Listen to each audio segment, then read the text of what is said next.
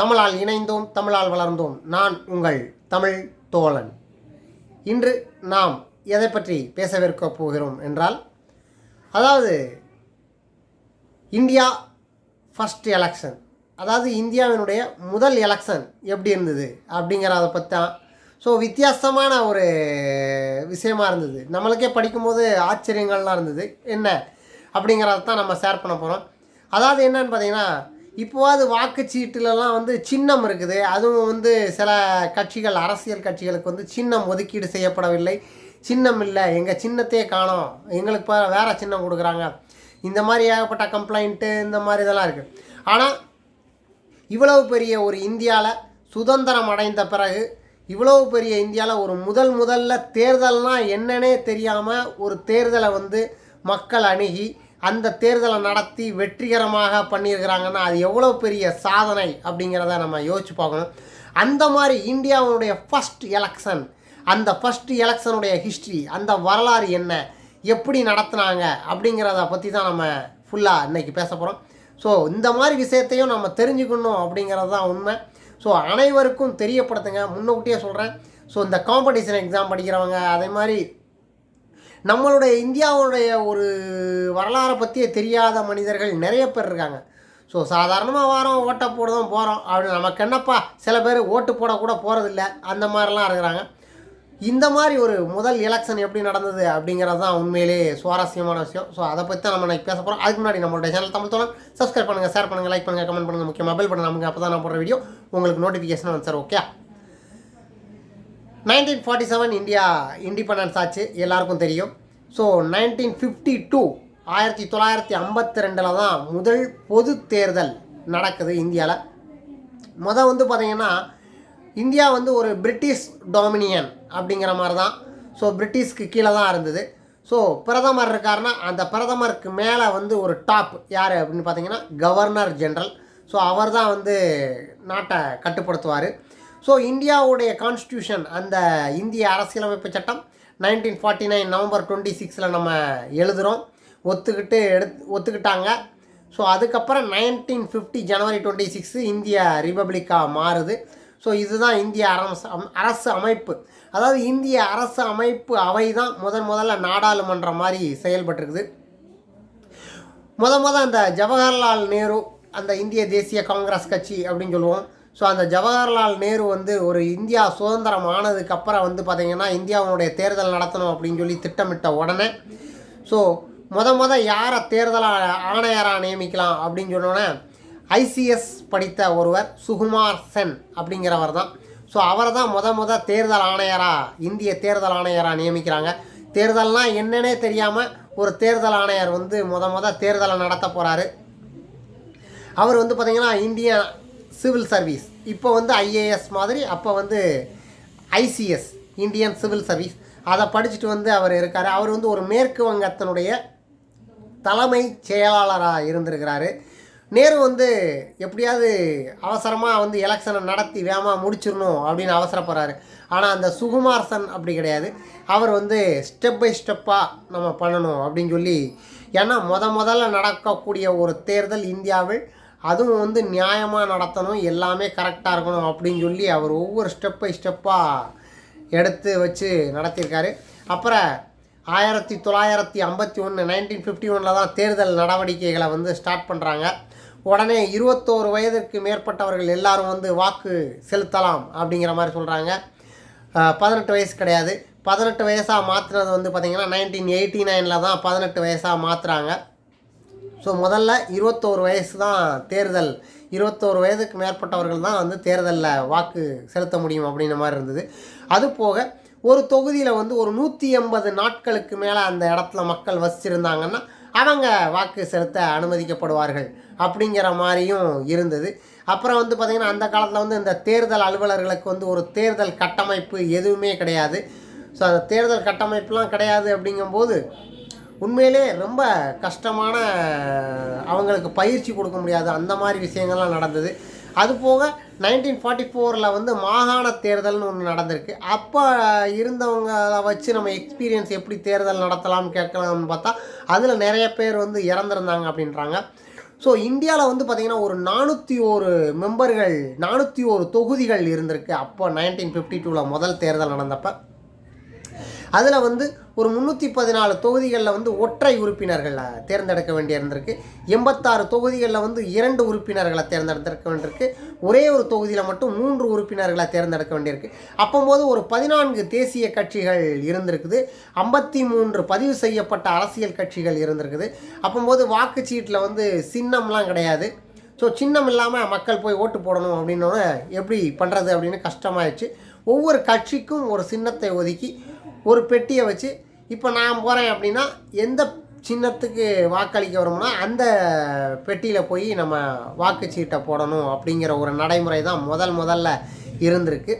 நாடு பிரிவினையாகி ஒரு 4 வருஷம் ஆனதுனால ஸோ அப்போ இருந்த மக்கள் தொகையில் வந்து நிறைய பேர் வந்து படிக்காதவர்கள். ஸோ ஒரு 16% மக்கள் மட்டுமே படித்தவர்களாக இருந்திருக்கிறாங்க. 17,32,12,343 பேர் தான் முதல் வாக்காளர் பட்டியலில் இருந்திருக்கிறாங்க அப்படிங்கிறத தெரிஞ்சுக்கோங்க. ஸோ அப்புறம் மக்கள் தொகையில் வந்து பார்த்திங்கன்னா தேர்தல்னாலே அவங்களுக்கு நிறைய பேருக்கு என்னன்னே தெரியாது. ஸோ அந்த மாதிரி இருந்திருக்கு. ஸோ நாடாளுமன்ற உறுப்பினர்கள் வந்து ஒரு 489 பேரை தேர்ந்தெடுக்க வேண்டியிருந்திருக்குது. அதுவும் வந்து இந்த மாகாண சட்டமன்ற உறுப்பினர்கள் வந்து பார்த்திங்கன்னா 4000க்கும் மேலே தேர்ந்தெடுக்க வேண்டியிருக்கு அப்படின்றாங்க. ஸோ இதனால் வாக்குப்பெட்டியெல்லாம் வந்து தயாரிக்கணும். பார்த்திங்கன்னா இப்போது வந்து இவிஎம் எலக்ட்ரானிக் ஓட்டிங் மிஷின் போனோன்னா அப்படி பட்டனை ப்ரெஸ் பண்ணுறோம். நம்ம ஒரு வாக்கு டிஎம்கேனா டிஎம்கே, ஏடிஎம்கேனா ஏடிஎம்கே, சுயேட்சைனா சுயேட்சை, யாருக்கு ஓட்டு போடுறோமோ ஒரு சீட்டு வந்துடுது, கன்ஃபர்மேஷன்லாம் வருது. அப்போல்லாம் கன்ஃபர்மேஷன் கிடையாது. ஸோ வாக்குச்சீட்டில் வந்து சின்னத்தை குத்திலாம் போட முடியாது. ஸோ ஒரு வாக்குச்சீட்டு, அந்த வாக்குச்சீட்டை போய் ஒரு பெட்டியில் போடணும், அவ்வளோதான். அந்த மாதிரி இருந்திருக்குது. 2,24,000 வாக்குச்சாவடிகள், 56,000 தேர்தல் அதிகாரிகளை நியமிச்சிருக்கிறாங்க. 24,73,850 பெட்டி ரெடி பண்ணியிருக்கிறாங்க அப்படிங்கிறதெல்லாம் சொல்கிறாங்க. அந்த பெட்டியை ரெடி பண்ணுறதெல்லாம் வந்து பெரிய வேலை. ஸோ அப்போ உள்ள பெட்டி, இப்போ உள்ள இளைஞர்களுக்கு வந்து இந்த இவிஎம் மிஷின் தெரியும்.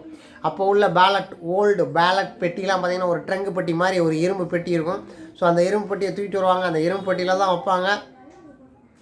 ஸோ அந்த மாதிரி வாக்கு செலுத்தியிருக்கிறாங்க.